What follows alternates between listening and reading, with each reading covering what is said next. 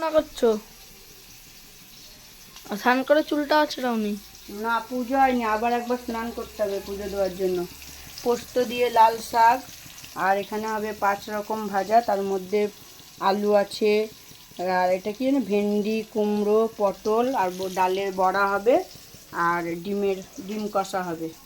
আর এখানে আছে মাছ ভাজা, আর ছেলের যেটা সব থেকে ফেভারেট ওটা হচ্ছে, একটু দেখিয়ে দিচ্ছি, আর পুরো সাজাবো যখন তখন একবার দেখাবো। এই যে বিরিয়ানি। বিরিয়ানি,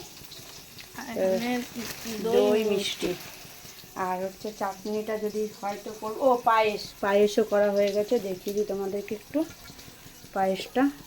এই দেখো, সব সাজাবো, সাজানোর পরে ওটা একটা আলাদা ভিডিও দেবো। এখন টাইম হয়ে যাচ্ছে যেহেতু তোমার, তো এখন এইটুকুনা ছেড়ে দিই, ওর জন্য বিরিয়ানি আর আমাদের ভাত।